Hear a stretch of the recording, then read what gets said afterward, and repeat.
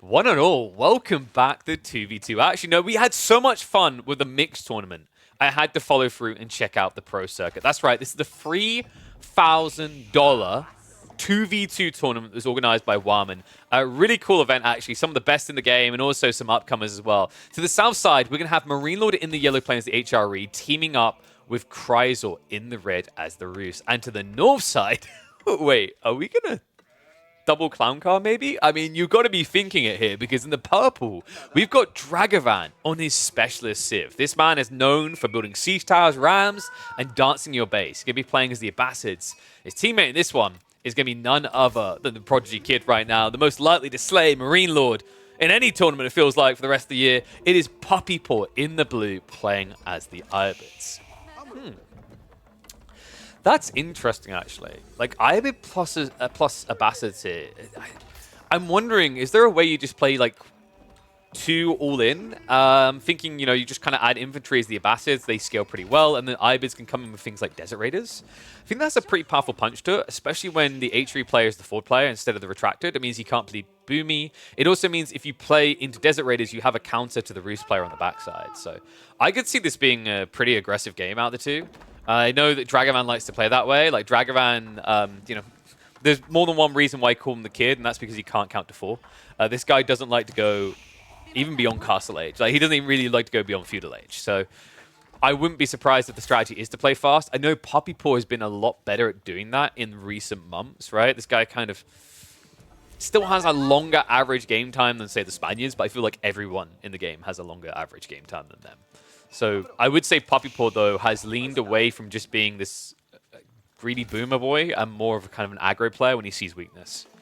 On the other side, I think Marine Lord, you know, playing forward player is kind of awkward here, right? Like, you could try to Castle Age rush, but you're going to be under a lot of pressure. And Chrysor, because it's the back player, usually your back player provides cavalry because it's more distance to cover to get to the field where you're fighting. So you need to have that mobility, right? If you play cavalry as the defender here, if you're forward facing Boomer, I think you're going to be in trouble because of this matchup. So, to me, Marine Lord has to play Feudal. I don't think Russian Castle works here at all. Can you garrison an allied siege? Puppy rushes Tower of Sultan. I think you can. I'd have to double check. But if you can, if I remember correctly, it's finicky in that I believe your teammate has to eject you. Unless they recently changed that. Because I think we saw that where people were garrisoning in their teammates' town centers. But I wasn't sure if they were ejecting or their teammate had to do it for them. So military wing opening is going to be coming in. So we are getting that kind of succinct aggro, and that is the follow-up aggro. Eco wing coming in from Puppy Paw. Now, it sounds weird to call an eco wing aggro, but it truly is in this situation, folks. It just means that you're going to be able to pump more units in the Feudal Age. There's no other reason you do this than expecting to need to fight in Age 2. Kremlin drop on the other side. So yeah, this is pretty condensed. I mean, you got the Archon Chapel covering a lot. Double Berry Bush is a jackpot, but also a downfall here, right? It's all forward spawning resources. I actually think there's a lack of safe resources around their base. But I think that kind of holds true on Gorge in general, right? Like, you look at both sides here. Yes, there's this back there. That's about it, right? Like, the rest of it, you kind of have to fight tooth and nail for on either side. So what do you think, guys? 1s if you favor the left team. 2s if you favor the right team. Thinking about the details that we've given over so far, considering the lay of the land and how these teams are likely to play this. I think the full Middle East strategy is very subtly overpowered.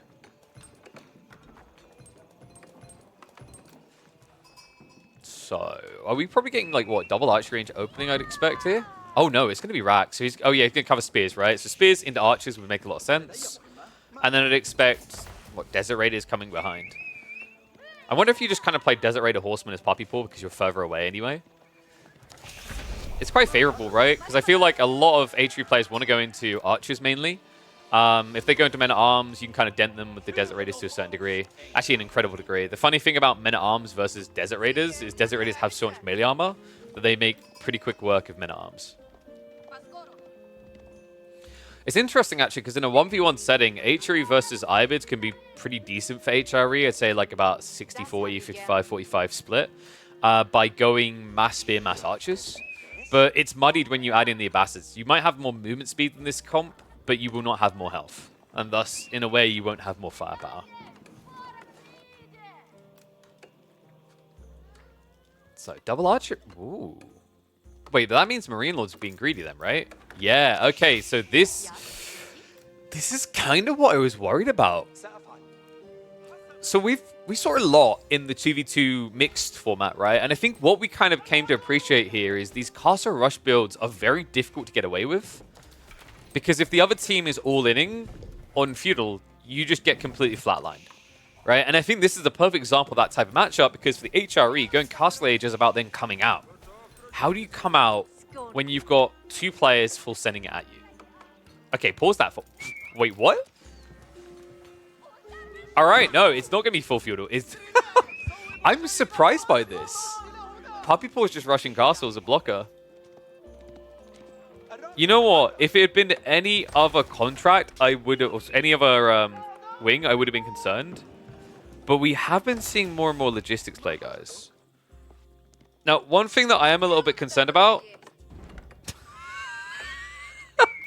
I was about to say he doesn't have enough archers to attack red and yellow, so they should be able to get out of the pin. But then this, for God's sake.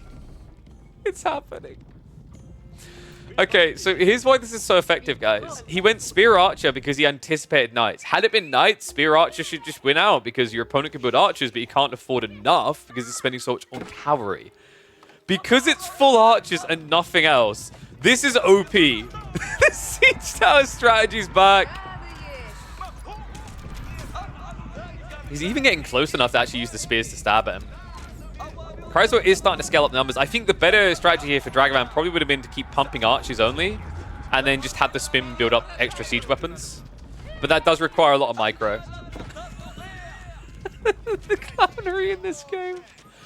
Oh, this is just Dragavan in a nutshell. The interesting part is he could actually just micro the archers out, but he's ungarrisoning all as far as I can tell. If you have your units control groups, you can basically only ungarrison in them, which means that you wouldn't be revealing these spearmen that kind of do nothing. This is so annoying, though. I mean, Marine Lord is teched up, but you can't even get his stables up. The Siege Tower is going to have to waddle away soon, but look at what it's done. It's bought time. Puppy Paw is about to complete the tech up. And guys, Logistics Wing is a good solution to HRE. It allows you to race with pace to take their relics away. And then on top of that, it gives you this insane heal. I'm surprised we haven't seen more of it so far, because this heal is now always on. It never turns off. Almost like Dragavan is going to be forced to retreat in the end. It's going to cost him a little bit in that exit, right? Like archers start stepping away. But count shouldn't be overwhelming, right? It's definitely not a fight I think Dragavan wants to take just yet. But as he backs up here, we should be having our first Camel Lancers coming out. And that should reset things. Keep in mind, Marine Lord may have tech quicker, but due to the blockers on him building his stables, he wasn't able to get any Castle Age units out ahead of time. The only upside he has right now is his prelates are already on the way out. I'll tell you what, though, I didn't see this one going this way. I really thought it was going to be a double feudal all-in.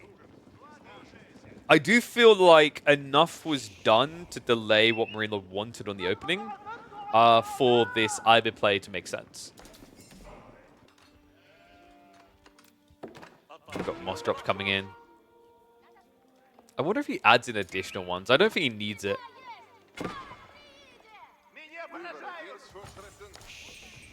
I think Marine Lord should be able to get probably 3 relics. More than that might be a bit difficult here. Yeah, because he already got snatched in the center. The scout is already moving out to check on that one, but he'll get there way too late now. This is cool, though. This is your favorite team game map? I mean, this is the only real team game map. Every single other one is fake.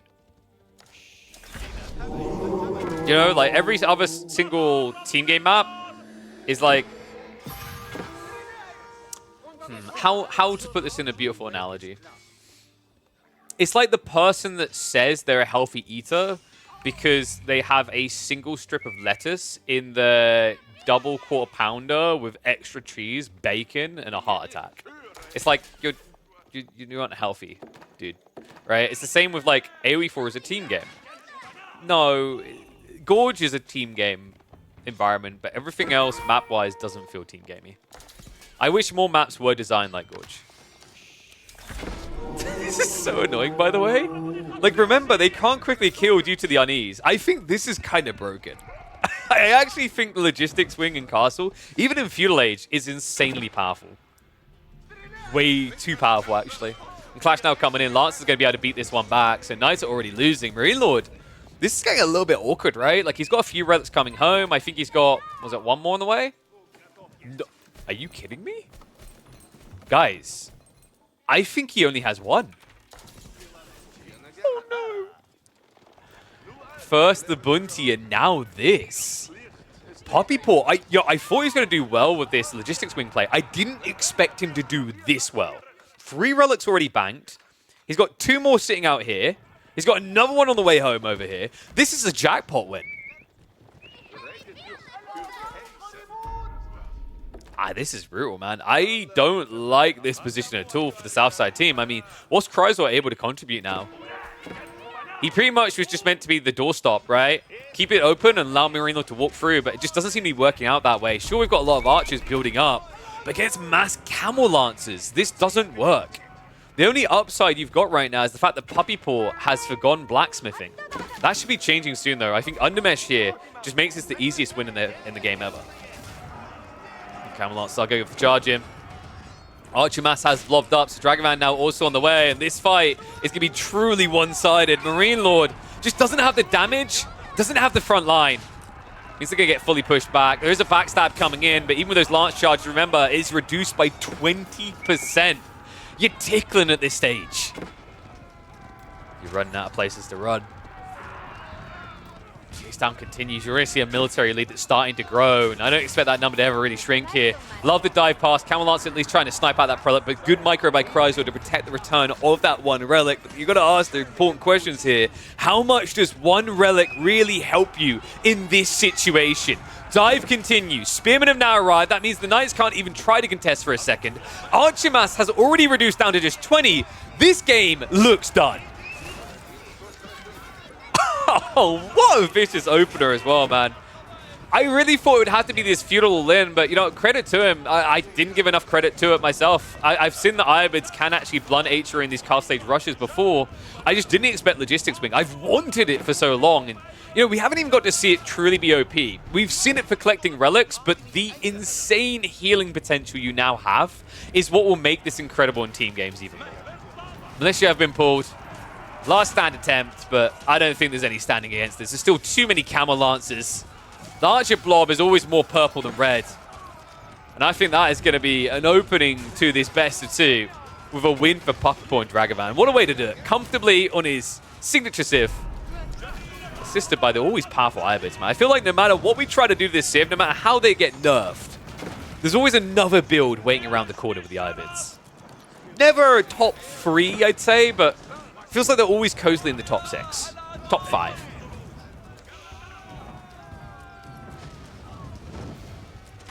Let me know if you guys have been trying Logistics Wing, by the way. Like, I want to catch more of these type of replays, because I think Logistics Wing in its own right is insanely powerful for Castle Age as well as Feudal now. I think Feudal, you'll usually go Eco Wing, you'll play a bit of the Age, and then going to Castle with Dervish and having that heal is just underrated. It reminds me of old school herbal medicine strategies from the Delhi. Oh, and I realized, yes, it's BO2. Ignore the piece at the top that said BO3. Oops. At this point, I think they're just processing the loss, right? They're already behind on economy. They've got 2 relics in total. Meanwhile, it's a 5-relic game for Puppy Paw. And I don't think you can tech up either, by the way. Like, at this stage, if Chrysler tries, he'll just get flatlined. He doesn't have a big enough army to hold back what's coming. He already pulled the militia as well, so that strategy has been removed. What a cool game, though.